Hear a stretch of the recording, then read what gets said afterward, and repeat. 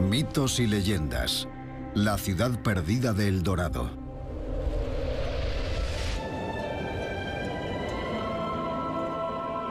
Cuenta la leyenda que en algún lugar de Sudamérica se esconde una gran ciudad de oro, El Dorado. Un reino inmensamente rico y sofisticado que fue el hogar de miles de personas en lo más profundo de la selva amazónica. Era una ciudad de piedra con grandes plazas y maravillosos edificios con columnas, tallas y estatuas.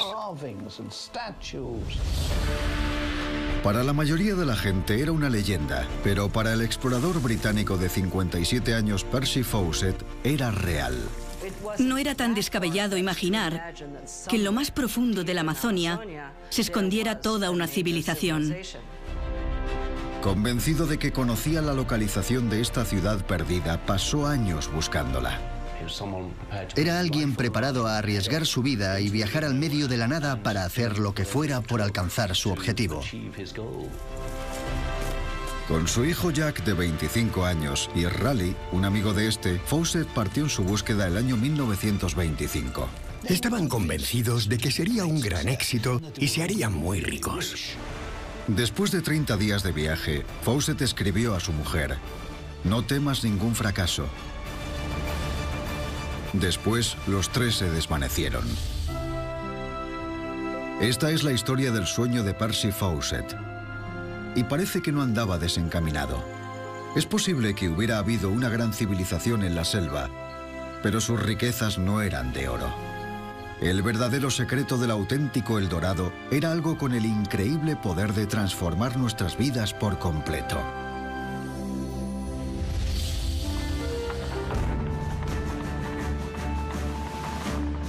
En la primavera de 1906, Percy Fawcett fue convocado a una reunión por la Real Sociedad Geográfica Británica en Londres, que le hizo una oferta que no pudo rechazar.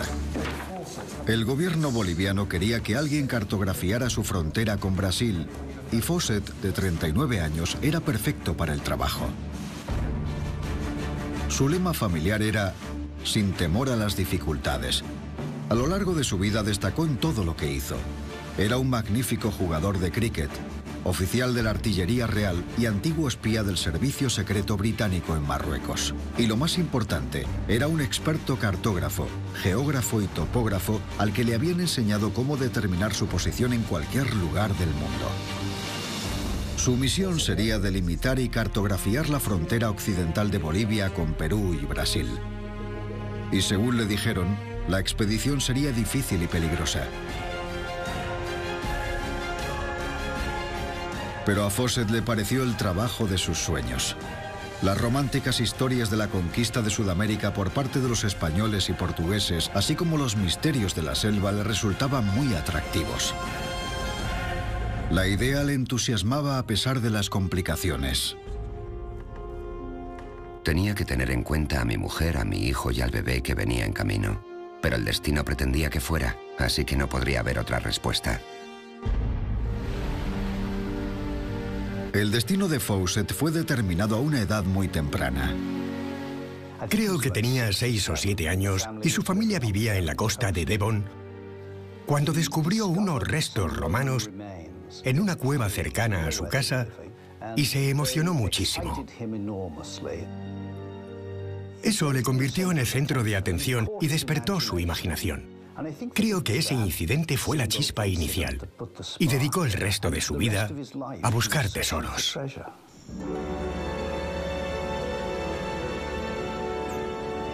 Fue su sed de aventuras lo que hizo que el trabajo en la Amazonia le pareciera tan irresistible.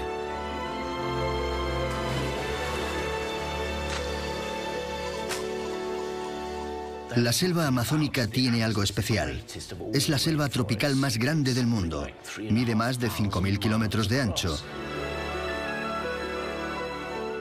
Y creo que fue ese misterio lo que atrajo a Fawcett, lo que le alejó de todo lo que amaba y le puso en peligro.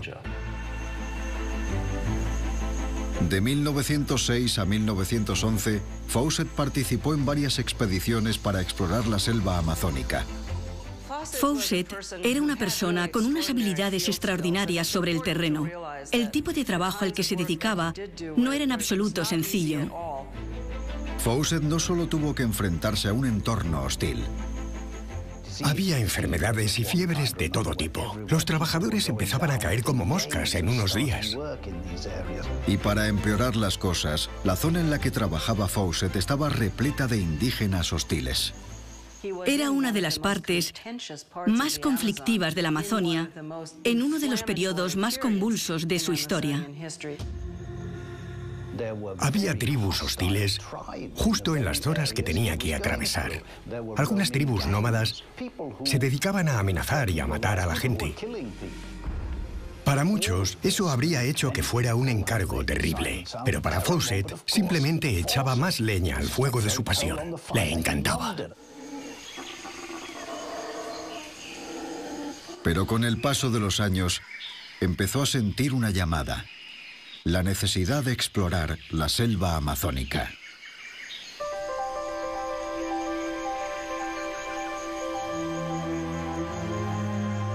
Desde lo más profundo de mi mente, una vocecilla me llamaba.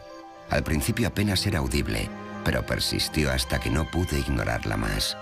De forma inexplicable y sorprendente sabía que amaba ese infierno. Su feroz guerra me había apresado.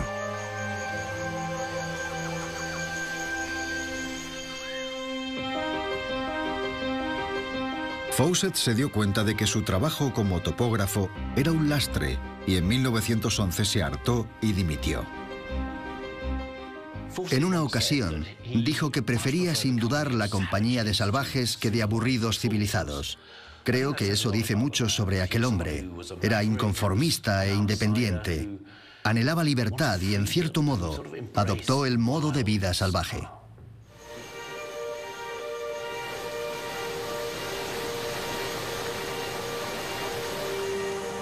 Fawcett se dedicó de corazón a la exploración, pero lo que necesitaba era una misión del calibre suficiente para saciar su pasión. Cuando fue por primera vez a la selva, oyó historias sobre una avanzada civilización en Brasil. Eran rumores, historias que se contaban una y otra vez por esas zonas. Y en lugar de rechazarlas, las aceptó. Fueron esas historias las que fue combinando como piezas de un puzzle. Para entonces ya había oído en diversos lugares vagas historias sobre restos de civilizaciones antiguas, y mi imaginación recibió un estímulo tal que el ansia de investigarlas cada vez era más insistente.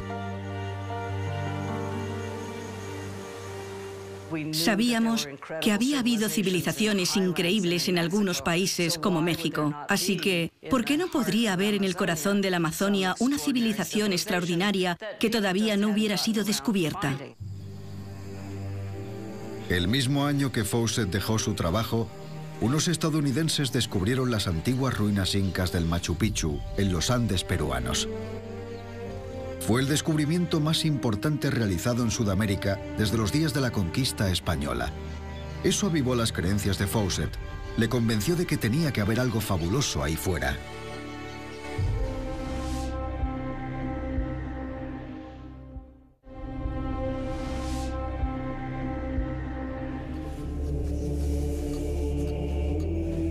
Una historia que obsesionaba a Fawcett era la expedición que los conquistadores españoles llevaron a cabo por el Amazonas en 1541. Fawcett estaba muy familiarizado con la literatura amazónica y le debieron impresionar mucho los primeros relatos de gente como Francisco de Orellana, que fue el primer hombre que llegó a la selva amazónica y se la descubrió a Europa. Durante 8 meses, Orellana y 57 hombres más viajaron río abajo hacia el mar en busca del Dorado, un reino de oro descrito por varias tribus indias como una ciudad en lo más profundo de la selva. Mientras iban avanzando, conocieron muchos pueblos y gentes y encontraron caminos que se dirigían hacia el interior, donde, según les contaron, había varias ciudades.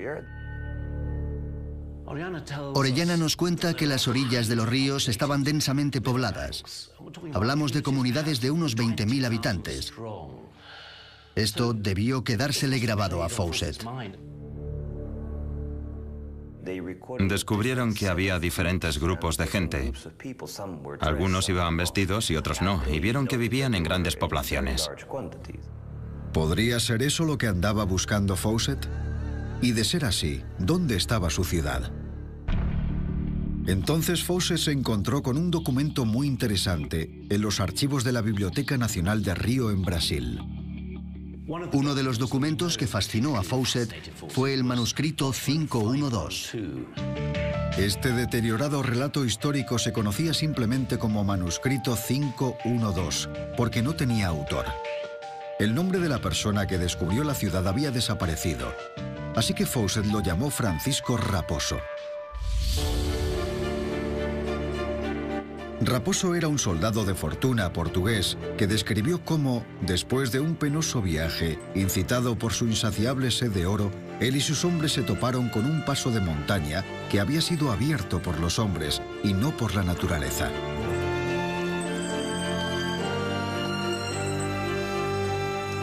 Cuando llegaron a la cima, la vista era fascinante. Una enorme ciudad desierta.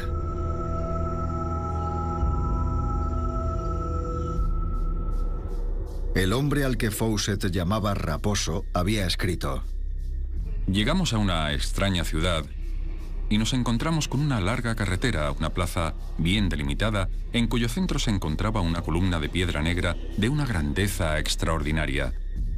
Entramos temblando, atemorizados en algunas de las casas, y en ninguna encontramos vestigios de muebles u otros objetos que pudieran haber sido utilizados por aquellos que las moraban.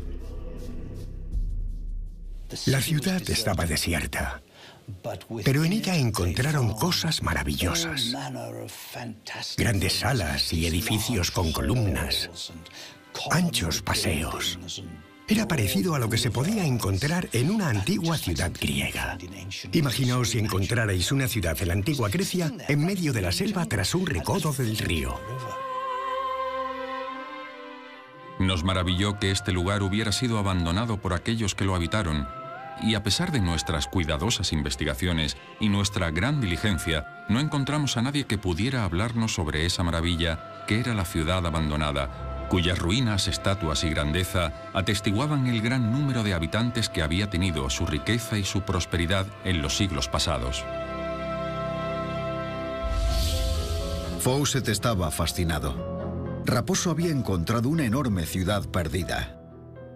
Yo mismo lo he visto y evoca imágenes de un mundo perdido, una especie de ciudad de oro. Aunque el documento no mencionaba la localización de la ciudad, ahora Fawcett tenía pruebas de la existencia de una antigua civilización en el corazón de la selva amazónica. También estaba convencido de que era la misma ciudad que Orellana había visto 200 años antes. Era exactamente lo que andaba buscando. Una prueba auténtica de que no era fruto de su imaginación, algo que se hubiera inventado o una historia indígena. Ahí la tenía, negro sobre blanco. ¿Habrían visto Orellana y Raposo la ciudad perdida de El Dorado?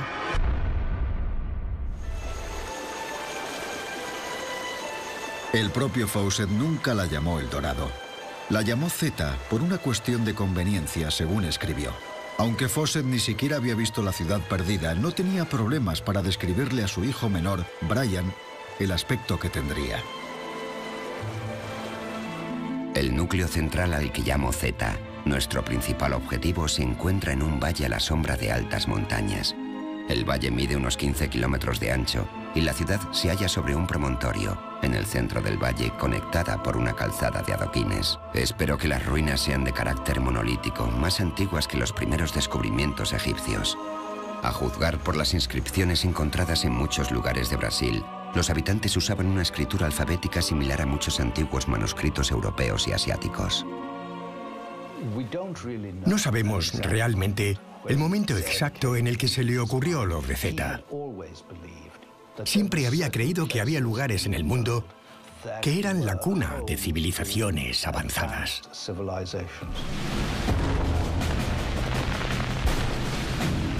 Pero antes de que pudiera irse, estalló la Primera Guerra Mundial y Fawcett se encontró inmerso en el frente occidental.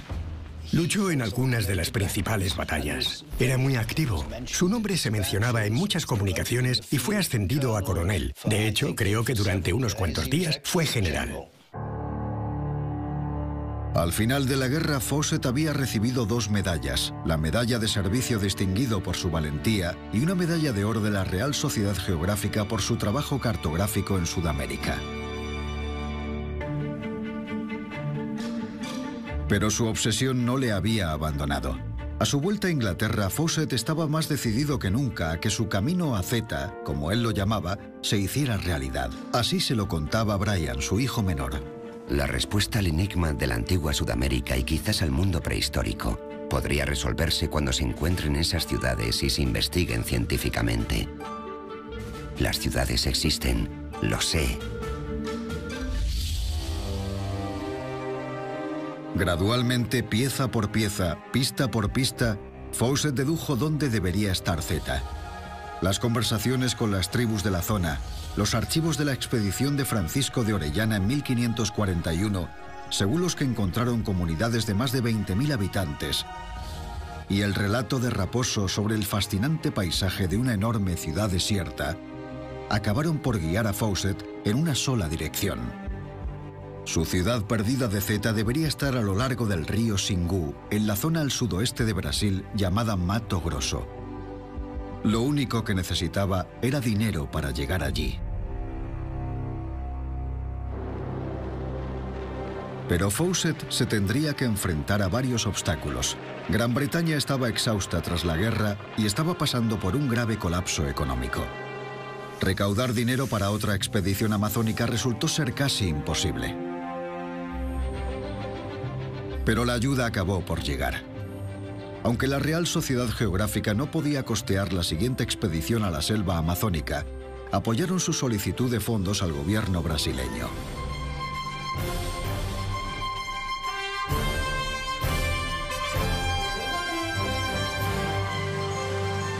En 1920, Fawcett estaba de vuelta en la Amazonia, buscando El Dorado, la ciudad perdida de Zeta, con 2 acompañantes.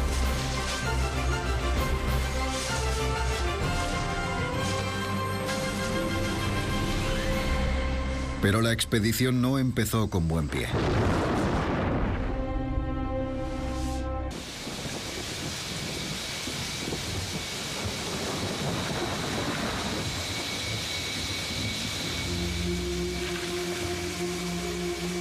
Las lluvias inundaron su ruta y destruyeron su equipo.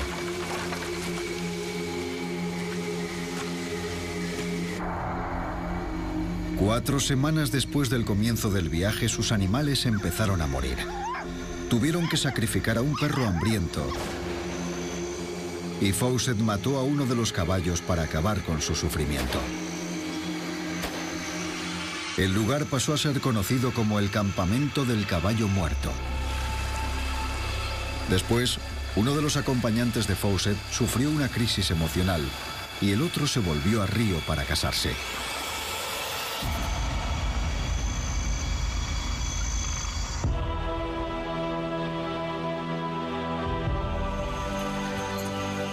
Fawcett siguió adelante sin inmutarse.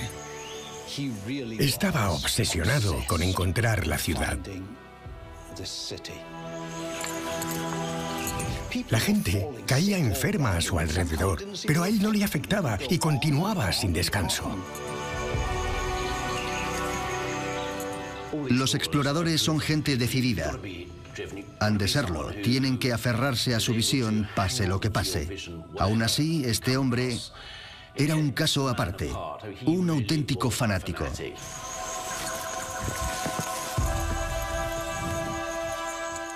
Seguía impulsado por la esperanza de encontrar Zeta, de que estuviera tras la siguiente colina o de hallar algo de información que le guiase hasta ella. La soledad no es intolerable cuando el entusiasmo de la búsqueda colma mi mente. La mayor desventaja parece ser que de encontrar algo de valor científico o arqueológico, no habrá testigos que respaldaran mi palabra.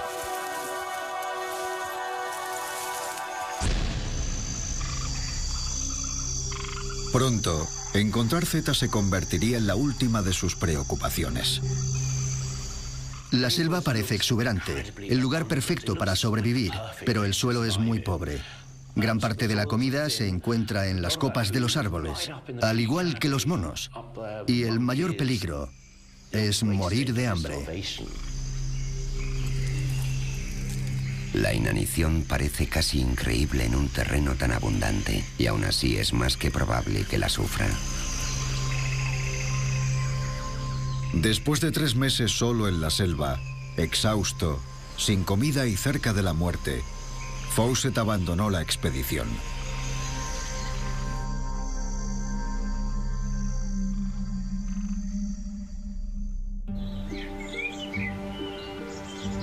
De vuelta en su hogar de Devon, pasaría los 2 años siguientes presa de la frustración. Los últimos años han sido los más desdichados y decepcionantes de mi vida, llenos de ansiedad. Mi mujer y mis hijos han realizado grandes sacrificios.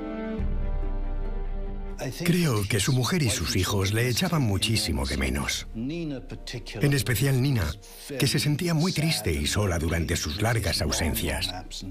Los niños lo adoraban. De nuestros 24 años de matrimonio solo hemos pasado 10 juntos. Aparte de los 4 años de la Gran Guerra, he pasado 10 en la selva. Hay que compadecerse de la pobre Nina. Cada vez que volvía a Devon, sentía que quería cambiar ese amor y consuelo que ella podía proporcionarle por el peligro y el misterio del Amazonas. ¿Acaso alguien entenderá que no lo hago por la gloria ni por las riquezas? Que lo hago sin recibir nada a cambio, con la esperanza de que la humanidad se vea beneficiada y eso justifique los años invertidos en su busca.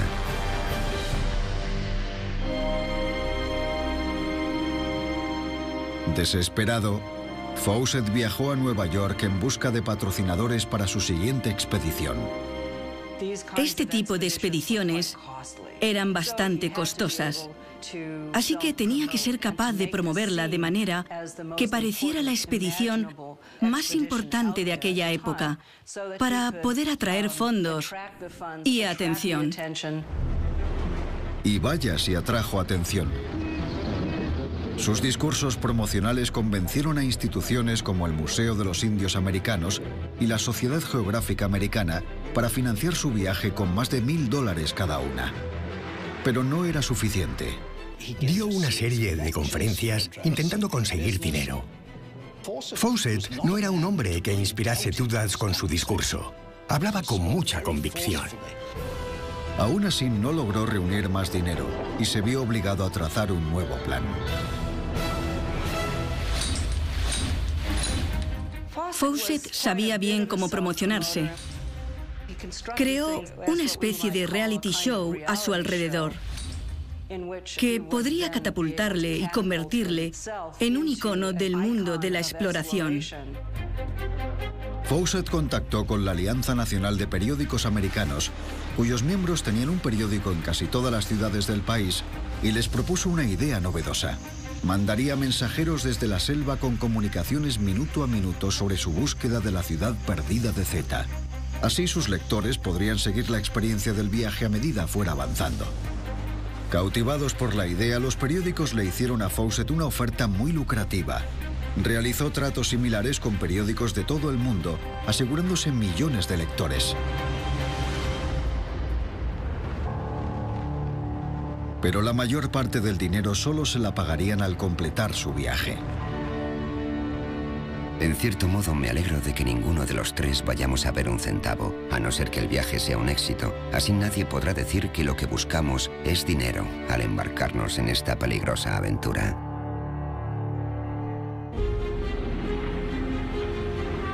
En 1924, Fawcett estaba de vuelta en Gran Bretaña. Mientras que con las noticias de su futura expedición aumentaban el entusiasmo y el apoyo del público, la Real Sociedad Geográfica accedió a pagar el equipo. Finalmente, Fawcett logró recaudar alrededor de $5000, el mínimo necesario, según Fawcett, para llevarles hasta Zeta. He hallado lo suficiente como para que sea imperativo volver. Con los compañeros, la organización y la dirección adecuada, la expedición puede tener una conclusión satisfactoria. Y cuando regresemos, nuestra historia podría emocionar al mundo. Pero Fawcett se mostraba reticente a compartir información con la prensa antes de irse. No puedo decir todo lo que sé, ni ser preciso con la ubicación, porque podría filtrarse, y no hay nada más amargo para un pionero como ver que se han anticipado a la culminación de su trabajo. Un viajero es alguien que deambula sin rumbo, porque sí, pero un explorador tiene un sueño, una visión, y está decidido no solo a hacerla realidad, sino a recabar información y pruebas de lo que sea que haya encontrado. Después del desastre que fue su última expedición, Fawcett eligió cuidadosamente a sus compañeros de viaje para esa ocasión. Su hijo Jack, de 21 años, tan fuerte como un caballo y lleno de entusiasmo, quería acompañarlo. Y junto a él su amigo de toda la vida, Raleigh Rimol. Fawcett sabía a lo que se enfrentaba. Se había endurecido y había visto la selva de primera mano. Había vivido allí. Ese no era el caso de sus dos acompañantes, Raleigh Rimol y Jack, ambos de 20 y tantos años, que eran jóvenes e inocentes. Fawcett advirtió a ambos de los riesgos. Será una de las expediciones más difíciles y peligrosas de la historia de la exploración. La prueba definitiva de nuestra fe, coraje y determinación. Era un hombre consciente de la importancia de la precisión, pero asimismo era un místico, un hombre preparado para partir con dos inexpertos compañeros de viaje hacia lo incierto, a una tierra inexplorada y recorrerla hasta encontrar su ciudad perdida. Le dijo a su mujer: escucha, nos vamos a ir mucho tiempo. Puede que un año. No te asustes. No esperes recibir noticias nuestras. Seguiremos adelante. Encontraremos Z y obtendremos un éxito enorme.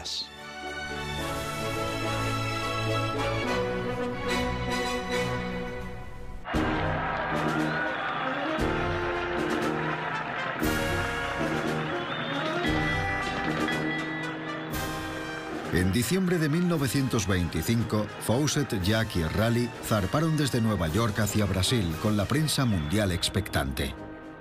Era una expedición conocida mundialmente y se siguió muy de cerca. Para entonces, había sido entrevistado por los periódicos más importantes. La gente estaba entusiasmada porque fueran en busca de una civilización perdida y creían que la iban a encontrar. Así que les dieron una gran despedida. Era muy famoso y ocupó todas las portadas.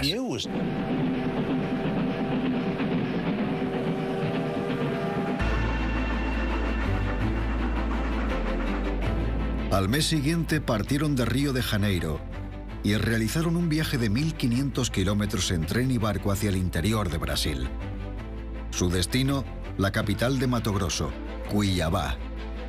Fawcett la llamaba su punto de partida.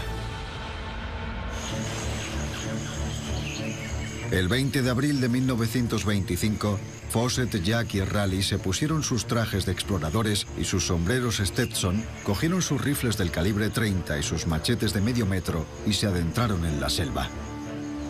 El público estaba dividido sobre si la expedición era una locura o no. Pasó un poco como con Fitzcarrald.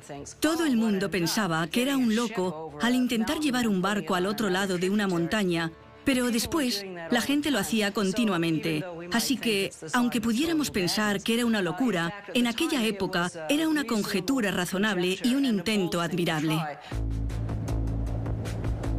Se dirigían hacia el río Alto Xingu, en Mato Grosso, un afluente del Amazonas cerca del que Fawcett pensaba que se podía encontrar la ciudad de Z. Mato Grosso significa bosque frondoso y es un lugar endemoniado. Esa es la expresión que él habría utilizado, un lugar desagradable. Estamos acostumbrados a ver un horizonte, a dirigirnos hacia algo, pero en las selvas solo se ve árbol tras árbol tras árbol, y en Mato Grosso más que en ningún otro sitio. Cumpliendo lo acordado con la prensa, Fawcett usó un mensajero para mantener al público informado de sus progresos. En cada fase del viaje, Fawcett escribía un informe sobre lo que habían visto y experimentado, y un chico lo llevaba de vuelta a la civilización. Aparecían en la prensa estadounidense, británica, australiana y en varios periódicos de la Europa continental. Jack escribió a su madre contándole que habían visto indios completamente desnudos, que jamás se había sentido mejor que en su 22º cumpleaños y que tardarían un par de meses en llegar a Zeta, probablemente el día del 58 cumpleaños de su padre. De hecho, las cosas se estaban poniendo difíciles para los exploradores. En las cartas privadas para Nina, surgió otra historia. Junto con las descripciones de las dificultades del viaje, le contó que el pie de Raleigh había sido envenenado por los insectos. Intuyo una debilidad en su constitución y temo que acabe afectándonos a todos. A Raleigh le dolía el pie y eso ralentizaba su avance. Fawcett le advirtió que no habría marcha atrás si empeoraba, pero Raleigh se negaba a regresar. Raleigh pensaba que ya que había llegado hasta allí y estaba tan cerca de un gran tesoro, no iba a rendirse a esas alturas, pasara lo que pasara. Además, se estaban acercando a una zona donde las tribus eran famosas por su agresividad. Fawcett esperaba entablar amistades rápidamente como en el pasado. Ganarse su confianza y, de hecho, más que eso, apelar a su generosidad ya que necesitaban su comida. Resulta peligroso penetrar en un territorio habitado por grandes hordas de indios tradicionalmente hostiles, pero creo en nuestra misión y en su propósito. Creo además que nuestra pequeña partida de 3 hombres blancos trabará amistad con ellos.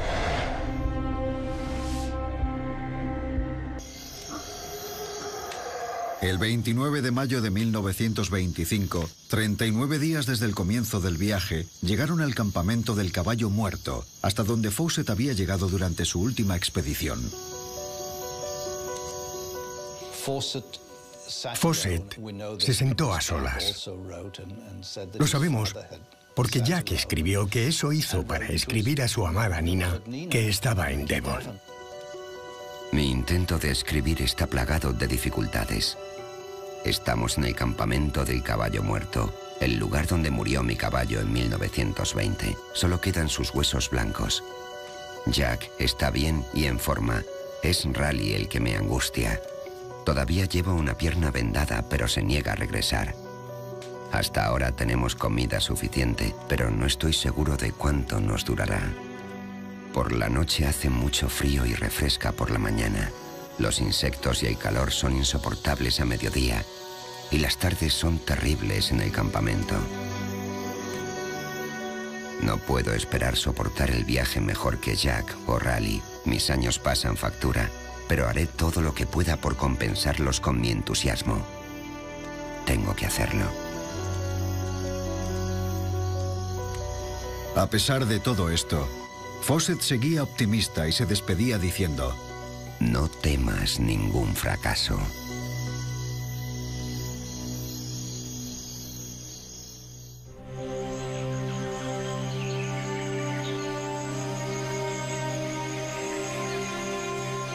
Al día siguiente, Fawcett le dio al mensajero la carta de Nina y se despidió de él. Esas fueron sus últimas palabras a su mujer. Con la única compañía de Jack y Raleigh, se adentró en terreno desconocido.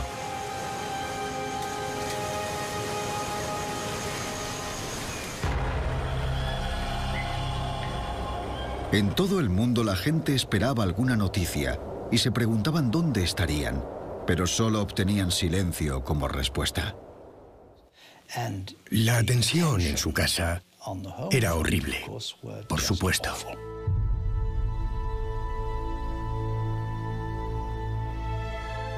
Nina tenía una gran fe depositada en él y creía que todo iría bien. Incluso 2 años después de la desaparición de Fawcett, Nina seguía creyendo que volvería. Pero las noticias que anhelaba no llegarían nunca. A pesar de que mandaron muchas partidas de búsqueda para descubrir su paradero a lo largo de los años, sus cuerpos nunca fueron encontrados.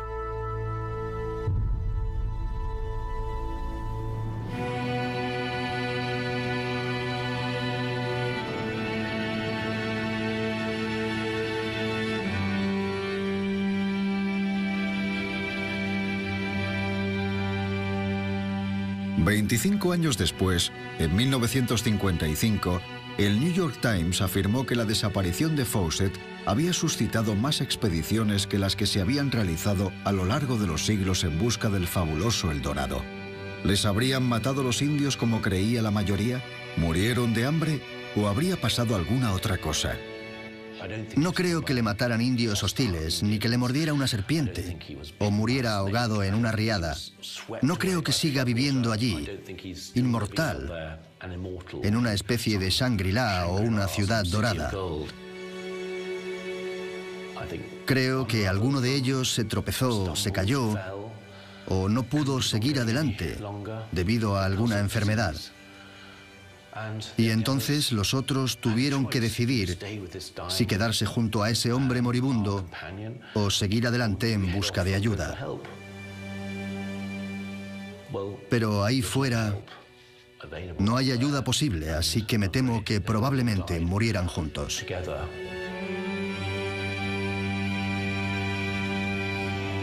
Pero nadie lo sabe. Se desvanecieron sin dejar rastro.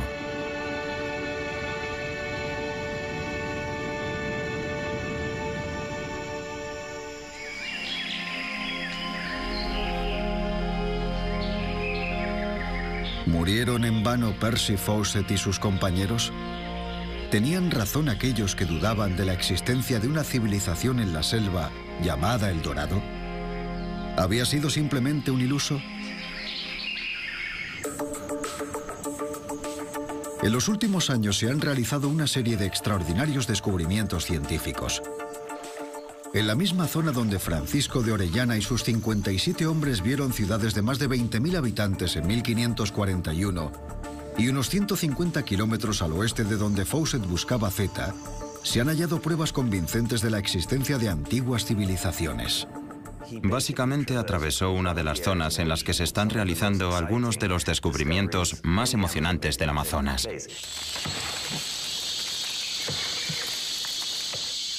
Escondidas en la selva durante cientos de años al talar árboles para crear tierras de labranza, han aparecido pruebas de una vasta red de antiguas ciudades. Vistas desde el aire, forman un extraordinario paisaje de líneas rectas que zigzaguean por la selva. Entre las llanuras abiertas también hay miles de montículos aislados o islas de árboles, unidas por gigantescas calzadas.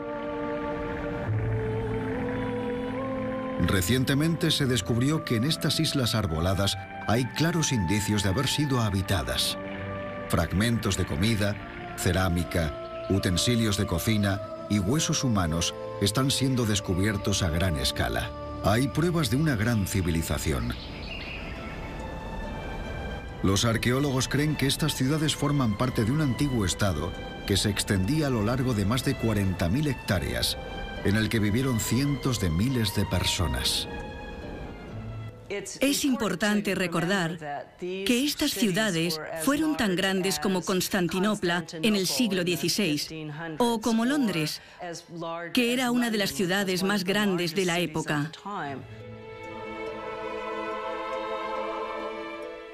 Eran civilizaciones avanzadas. Sabíamos que tenían religiones y tecnologías complejas. Serían las grandes potencias de la época. ¿Podrían ser estos los restos de las grandes ciudades que habían descrito Francisco de Orellana y Raposo hacía tantos años? ¿Los que habían inspirado la búsqueda de Fawcett de la ciudad perdida de Zeta? De ser así, ¿por qué se las tragó la selva?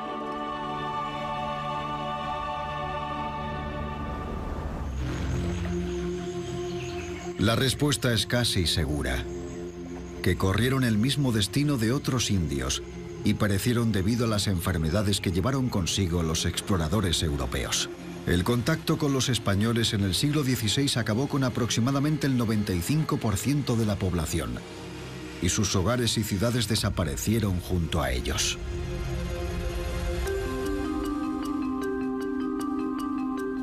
Pero ¿cómo llegaron a existir esas grandes civilizaciones si las técnicas agrícolas modernas no consiguen hoy en día que la selva sea un terreno productivo?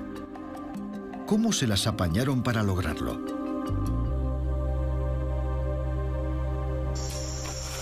La respuesta puede estar en el descubrimiento de montículos de tierra negra o terra preta, como la llaman los brasileños, y que salpican muchas zonas de la selva amazónica.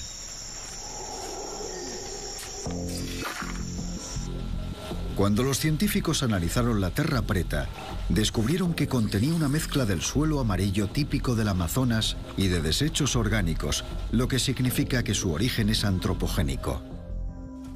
Lo que entendemos a raíz de las pruebas etnográficas y arqueológicas es que ese suelo se formó como resultado de actividades muy sencillas, como quemar basura y trasladar la tierra a otros lugares, junto al carbón desechado de la producción de cerámica, espinas de pescado y todo eso.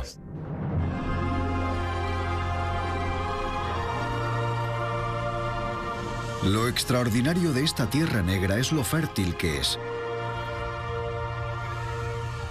Tiene un rendimiento increíble. Si las comunidades, en lugar de simplemente sembrar y cosechar lo que pudieran en suelos estériles, hubieran sido capaces de modificarlo, podrían haber mantenido poblaciones más grandes y, por tanto, podrían haberse creado sociedades más numerosas. Parece increíble que donde ahora no podemos hacer nada con el suelo, esta antigua civilización fuera capaz de un milagro agrícola. La existencia de grandes poblaciones se basa en el uso de la terra preta. Aumenta la productividad del mismo modo que los sistemas de riego la aumentan en las tierras de secano o los bancales en las tierras montañosas. La terra preta es tan impresionante que los científicos están intentando reproducirla para poder usarla por todo el mundo. Creo que desempeñará un papel muy importante en el aumento de productividad de la agricultura a pequeña o media escala, y también permitirá la subsistencia y sostenibilidad de las poblaciones rurales en gran parte del mundo. Así que Percy Fawcett no andaba desencaminado. Sí que existió una sociedad que podría haber tenido un gran tesoro que compartir con nosotros, solo que no era oro. Como él mismo escribió, la respuesta al enigma de la antigua Sudamérica y quizás al mundo prehistórico podría resolverse cuando se encuentren esas ciudades y se investiguen científicamente. Las ciudades existen, estoy seguro.